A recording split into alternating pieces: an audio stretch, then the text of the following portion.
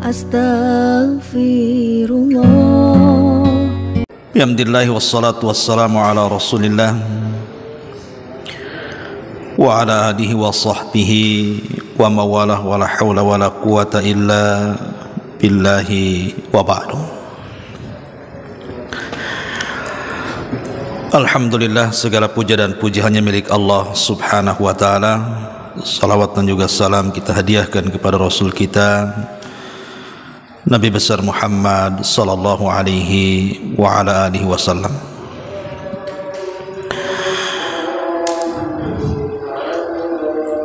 Harusnya pagi ini saya jadwalnya di Puskopkar deh sebenarnya.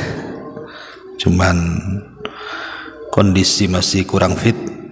Kita alihkan jadwalnya di Masjid Nidaul Ilmi.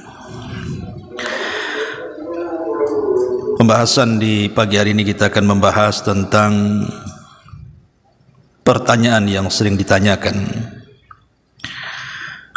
Apakah orang yang dikubur itu merindukan orang-orang yang dicintainya di dunia yang masih hidup? Dan apakah orang-orang yang dikubur juga mendengar orang-orang yang datang menziarahinya? Dan apakah orang-orang yang dikubur itu juga mereka saling menziarahi sesama mereka dalam kuburan? Dan yang terakhir tentunya bicara tentang amalan yang bermanfaat bagi penduduk kubur. Ma'asyiral muslimin yang dimuliakan Allah subhanahu wa ta'ala, sebuah kepastian yang tidak mungkin terelakkan adalah kematian.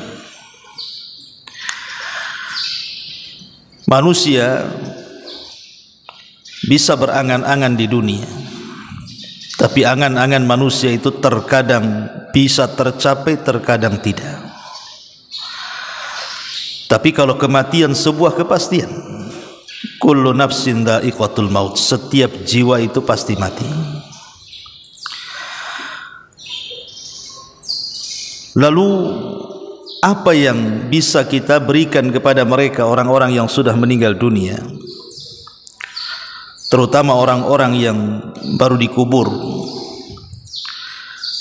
Maka sepakat para ulama ada dua perkara dan yang lainnya diperselisihkan. Pertama doa, dan yang kedua sedekah. Ini tidak ada khilaf ulama. Tapi selain doa dan sedekah ini dikhilafkan ulama panjang. Maka kita akan menjelaskan yang sudah disepakati saja. Pertama, doa. Ketika Nabi SAW merintahkan kita untuk mensalatkan jenazah,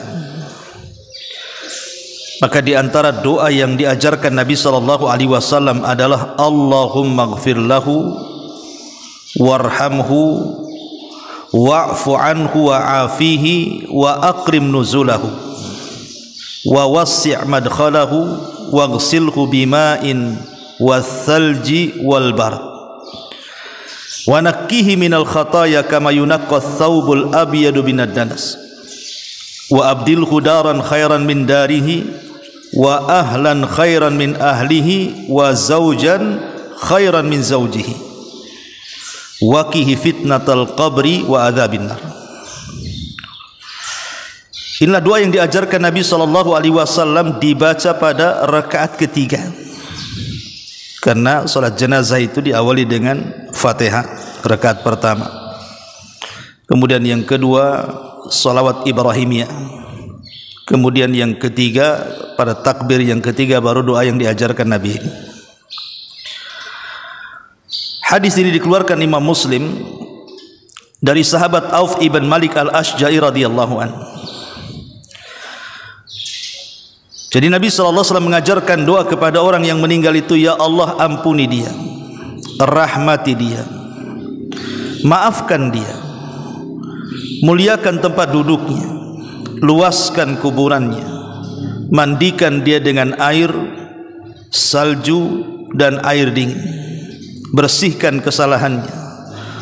Sebagaimana baju yang kotor dibersihkan, gantikan tempat terbaik untuknya, keluarga terbaik untuknya, pasangan terbaik untuknya, dan selamatkan dia dari fitnah kubur dan azab neraka. Dan Nabi SAW mengatakan, istaghfiru li akhikum wasalu lahu at-tathbit fa innahul an yus'al. Mintakan ampun kepada Allah atas dosa-dosa saudara kalian, dan mintalah kepada Allah ketetapan agar dia bisa menjawab, karena dia sedang ditanya. Dan beberapa riwayat yang tidak mungkin saya baca karena panjang juga, kesimpulannya adalah, kalau seandainya kemudian kita menguburkan jenazah atau menziarahi kuburan, maka doa yang disepakati yang harus kita berdoa untuk ahli kubur itu 3. Pertama, mintakan kepada Allah akan ampunan dosa-dosanya. Yang kedua, mintakan kepada Allah agar dia dirahmati.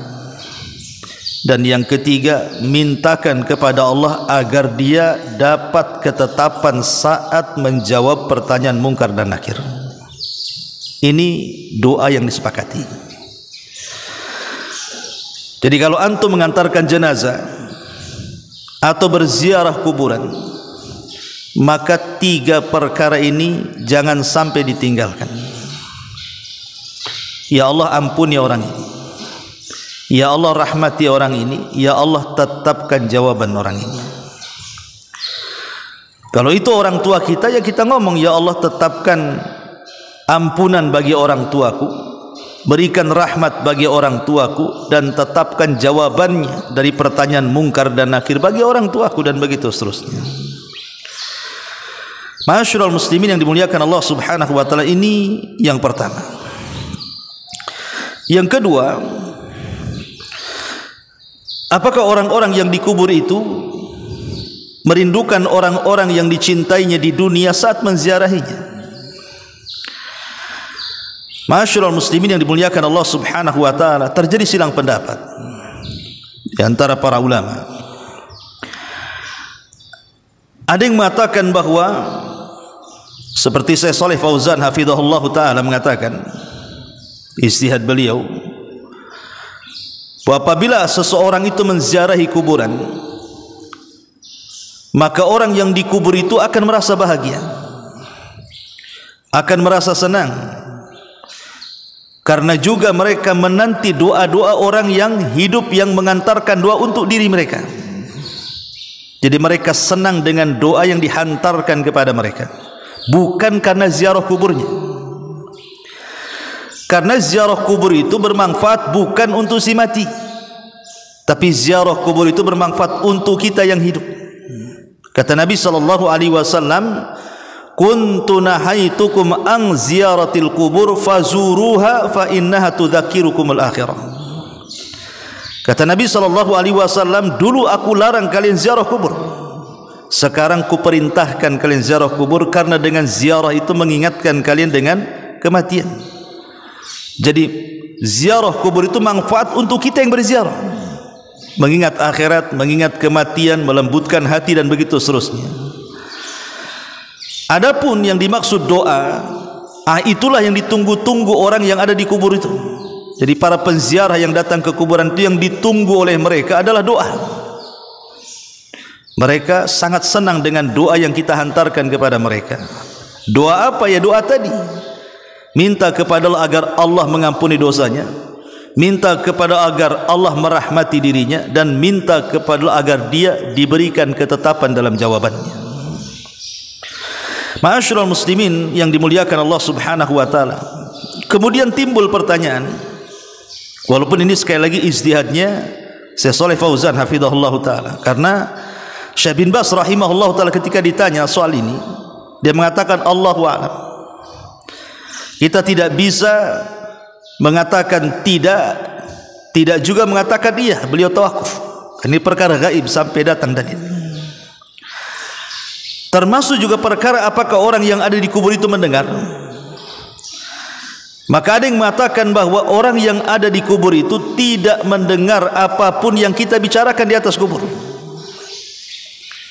Orang yang mengatakan seperti ini berpendapat dengan surah Fatir ayat 22, di mana Allah mengatakan wa ma anta bimusmi'in man fil kubur, bahwa engkau wahai Muhammad tidak mungkin memperdengarkan orang-orang yang ada di kubur.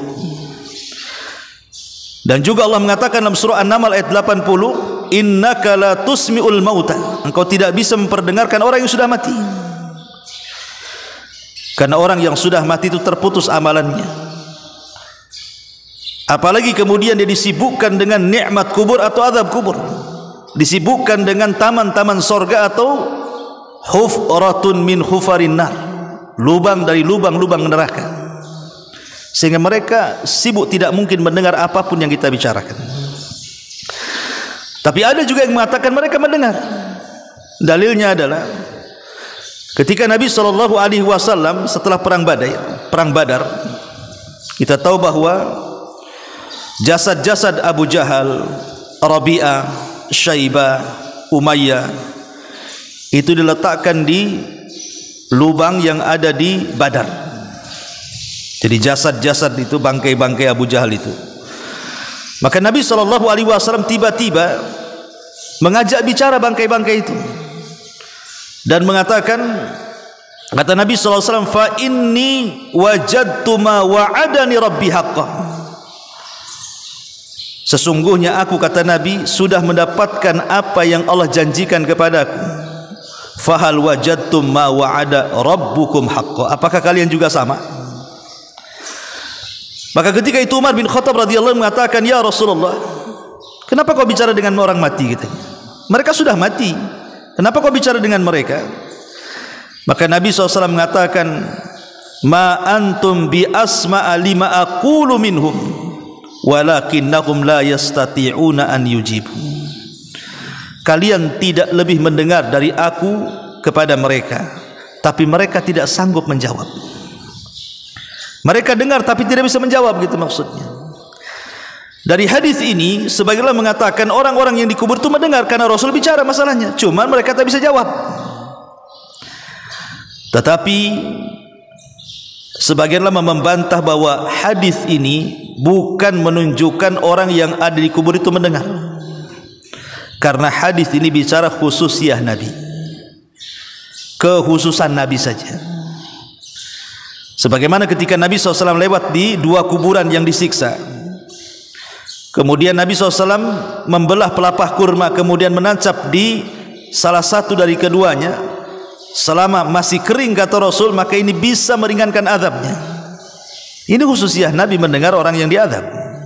Sama juga di sini. Adapun kemudian berdalil dengan bahwa orang-orang yang dikubur itu mendengar suara terompah, karena ada hadis yang mengatakan, Nabi SAW mengatakan, innal mayyit idza wudi'a fi qabrihi innahu la yasma'u hafqani alihim idan sarafu. Jadi si mayat itu apabila dikubur, maka mereka mendengar suara terompah orang yang mengantarnya. Sebagian mengatakan, lihat, mereka mendengar, karena Rasul mengatakan mendengar. Tapi sebagian para ulama mengatakan tidak, maksudnya di sini mendengar itu saat itu saja, saat dikubur saja mendengar.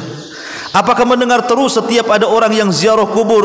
Tidak, karena konteks hadis ini adalah saat penguburan. Jadi saat kemudian si mayat itu dikubur, kemudian para pelayat dan pengantar itu pulang, disitulah dia mendengar suara terompah sandal yang semakin jauh meninggalkannya. Karena tidak ada dalil yang mengatakan bahwa dia mendengar seterusnya. Ini juga bantahan bagi orang yang berpendapat bahwa si mayat itu mendengar. Kesimpulannya, wallahu a'lam, karena ini perkara gaib, kita tidak bisa menetapkan mendengar atau tidak mendengar. Tetapi secara dalil kita hanya bisa menetapkan perkara ini lewat dalil yang sahih. Seperti mamanya ketika si mayat dihantar ke kuburan, Maka kemudian mereka akan berteriak-teriak dan mengatakan, kalau dia orang baik, qaddimuni qaddimuni, segerakan aku, segerakan aku. Tapi kalau dia tidak baik, orang jahat, maka dia mengatakan, ya wailaha ila aina tadhhabuna biha, hendak kau bawa kemana aku, katanya. Artinya dia kan merasakan tuh, tapi merasakannya saat itu saja, saat ketika diantar jenazahnya. Termasuk juga mendengar suara trompa. Adapun kemudian hadis yang mengatakan apakah kemudian orang yang datang berziarah kemudian mengucapkan salam, mereka mendengar dan menjawab salam, berdalil dengan hadis Nabi SAW, fa innaha turaddu alayya ruhi hatta arudda alaihi salam. Jadi apabila kita mengucapkan salawat kepada Rasul, maka Nabi SAW akan menjawab dalam kuburannya salam yang disampaikan malaikat kepadanya. Tapi ini juga, kalaupun sahih hadis ini, kata para ulama, ini khususiyah Nabi, bukan untuk yang lainnya. Tapi yang jelas bahwa karena ini perkara gaib, ada yang berpendapat mereka mendengar, ada yang berpendapat mereka tidak mendengar, maka kita katakan wallahu a'lam. Kita hanya menetapkan yang ditetapkan dalil, dan kita tidak menetapkan yang tidak ditetapkan dalil. Walaupun sekali lagi banyak ijtihad para ulama bahwa mereka mendengar, seperti Ibnu Taimiyah, kemudian juga muridnya Imam Ibnul Qayyim rahimahullahu taala, mereka mengatakan mendengar. Ya. Ma'asyiral muslimin yang dimuliakan Allah Subhanahu wa taala. Taib. Pertanyaan berikutnya, apakah juga si mayat tersiksa hatinya karena niyahahnya orang-orang yang ada di atas kuburan? Pemanya ada keluarga si mayat itu menampar-nampar pipi, merobek-robek pakaian, memotong-motong rambut, berguling-guling, berteriak-teriak ala jahiliyah. Ini kan niyahan namanya, seolah menolak takdir. Karena ada hadis Nabi SAW mengatakan, innal mayyit la yu'adzab bibukai ahli alaihi, sesungguhnya si mayat itu akan terazab dengan tangisan orang yang hidup.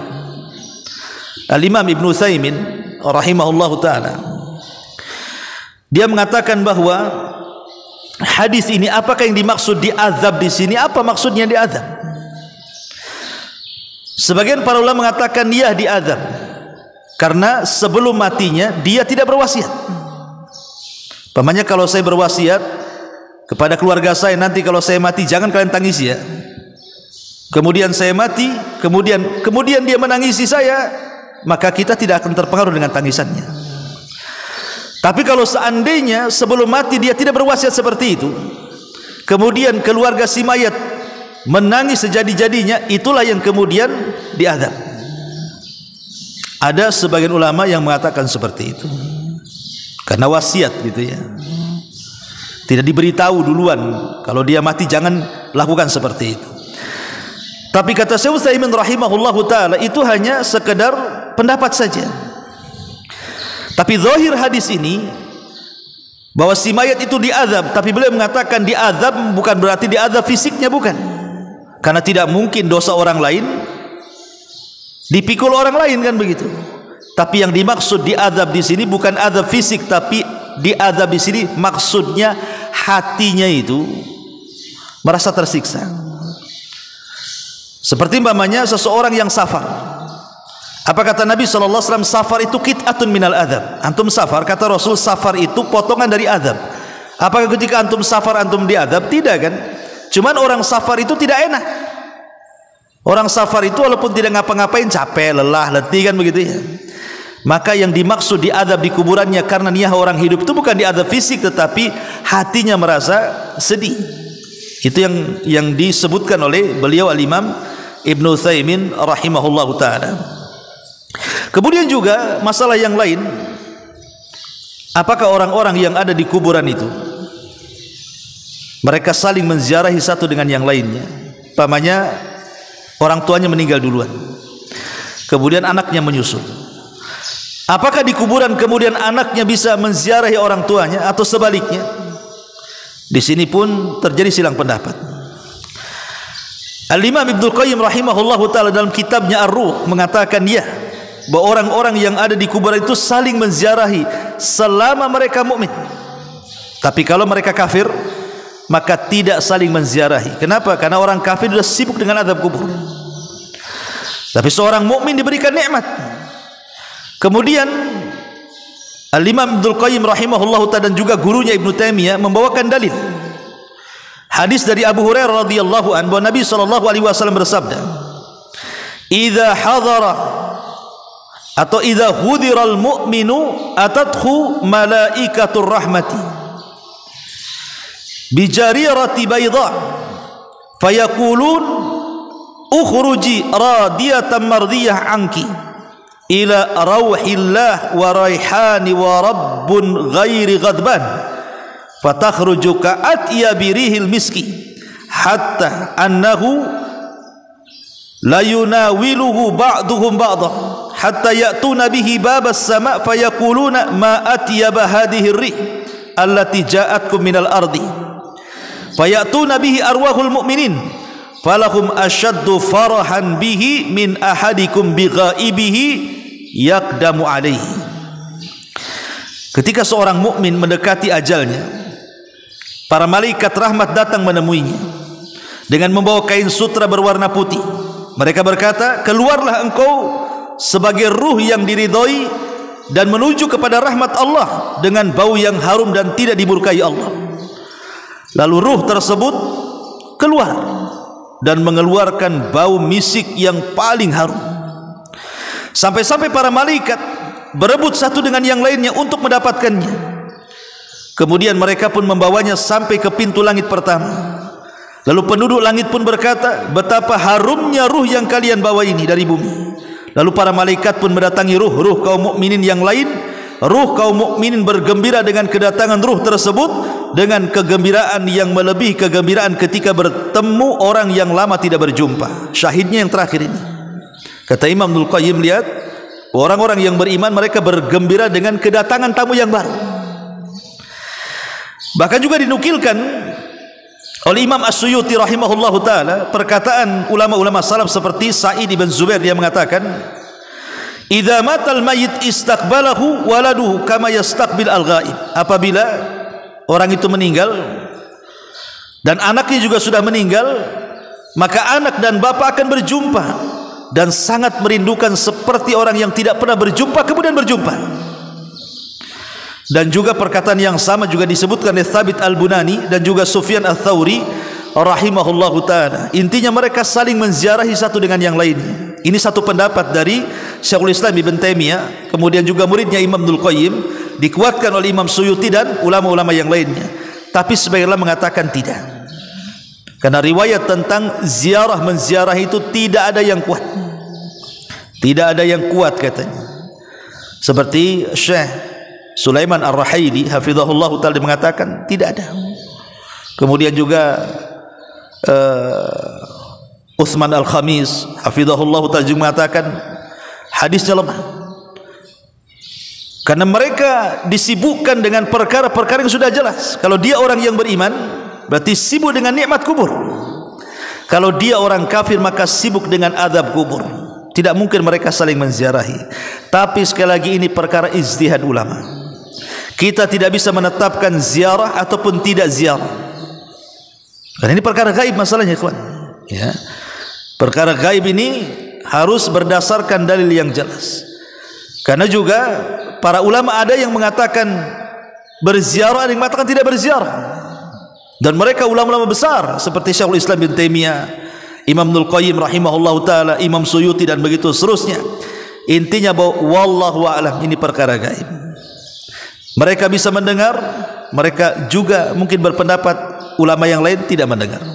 Mereka bisa berziarah dengan satu dengan yang lainnya khusus bagi orang-orang yang beriman, ataupun sebagian mengatakan tidak ada ziarah di situ. Wallahu a'lam tawakuf. Ya, tapi yang jelas bahwa kita beriman kepada Allah Subhanahu wa taala bahwa ada alam yang disebut dengan barzakh. Alam kubur yang memisahkan antara alam dunia dengan alam kuburan. Tapi yang sangat ditekankan adalah bukan permasalahan ini, tapi apa amalan-amalan yang bisa kita berikan kepada mereka. Ma'asyiral muslimin yang dimuliakan Allah Azza wa Jalla, ada 4 perkara yang sangat bermanfaat bagi si mayat. Pertama, berdoalah kepada Allah Subhanahu wa taala dengan doa istighfar, karena istighfar ini manfaat bagi si mayat. Disebutkan dalam sebuah hadis, innar rajula la turfa darajatuhu fil jannah. Ada seorang yang diangkat derajatnya di surga tinggi-tinggi, padahal amalnya sedikit, tapi bisa diangkat derajatnya tinggi-tinggi. Kemudian dikatakan, ya Rabb, aku tidak banyak beramal, kenapa kau tempatkan aku di tempat yang paling tinggi? Maka Nabi SAW terus menjelaskan dalam hadis ini, fayuqalu bistighfari waladika laka. Itu karena istighfar anakmu kepadamu. Lihat bagaimana dengan istighfar anak itu bisa mengangkat derajat kita di sisi Allah Subhanahu wa taala. Maka perbanyaklah istighfar. Kemudian yang kedua, as-sadaqatu, sedekah. Berdasarkan hadis Aisyah radhiyallahu anha, seorang laki-laki datang kepada Nabi SAW dan mengatakan, inna ummi uftutilat nafsuha. Sesungguhnya ibuku meninggal mendadak, katanya. Wa adhunnuha law takallamat tasaddaqat. Dan kalau dia ada kesempatan bicara, tentu dia akan bersedekah, tapi keburu meninggal mendadak. Fahallaha ajrun in tasaddaqtu anha. Apakah aku dapat pahala kalau aku bersedekah untuk ibuku? Maka Rasul mengatakan, na'am, iya. Hadis ini dikeluarkan Imam Bukhari. Jadi kalau kita ingin atau sayang dengan keluarga kita yang sudah meninggal dan ingin menyelamatkan mereka, maka rajin-rajinlah bersedekah. Niatkan pahalanya untuk orang-orang yang sudah meninggal. Ini yang kedua. Yang ketiga, menghajikan dan mengumrohkan. Menghajikan dan mengumrohkan. Setelah orang yang menghajikan dan mengumrohkan haji dan umroh, baru menghajikan dan mengumrohkan orang lain. Walaupun ini terjadi silang pendapat, ya, ada yang mengatakan tidak sampai, ada yang mengatakan sampai. Tetapi karena ada riwayat yang mengatakan tentang masalah ini, seperti hadis Abdullah ibn Buraidah dari bapaknya radhiyallahu an, dia mengatakan, bainama ana jalisun inda Rasulillah sallallahu alaihi wasallam, ketika aku duduk di samping Nabi sallallahu alaihi wasallam, id atathu imra'atun, tiba-tiba datang seorang wanita, faqalat, dan dia mengatakan, inni tasaddaqtu ala ummi, saya ingin sedekah untuk ibuku. Maka kemudian Nabi sallallahu alaihi wasallam mengatakan, wajaba ajruki wa raddah alaikil mirath. Kemudian dia mengatakan, maka pahalamu akan sampai, pahalamu akan sampai kepada ibumu.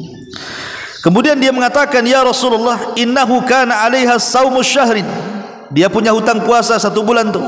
Afa asumu anha, apakah harus aku berpuasa untuk ibuku?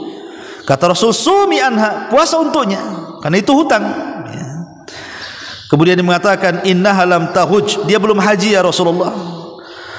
Apa hujju anha, apakah aku boleh menghajikan? Maka Rasul mengatakan, hujji anha, hajikan untuk dia. Hadis ini keluarkan Imam Muslim. Artinya kalau seandainya kita menghajikan atau mengumrohkan setelah kita haji dan umroh, itu akan sampai pahalanya untuk orang tua kita. Ini yang ketiga. Yang keempat adalah qadha'u nadrihi. Kalau memang orang tua kita punya wasiat, punya nazar, punya keinginan, maka sampaikanlah wasiat itu, laksanakan wasiat itu, karena wasiat itu akan sampai kepadanya. Fa innallaha ahaqqu bil wafa, Allah lebih berhak untuk dibayar wasiat dan hutang-hutang orang tua. Dan banyak pembahasan ini ma'asyiral muslimin yang dimuliakan Allah Subhanahu wa taala, tapi yang jelas bahwa inilah amalan-amalan yang sangat bermanfaat untuk orang yang sudah meninggal. Mudah-mudahan manfaatnya. Subhanaka bihamdika asyhadu an la ilaha illa anta astaghfiruka wa atubu ilaik. Allahu ta'ala alam. Assalamualaikum warahmatullahi wabarakatuh.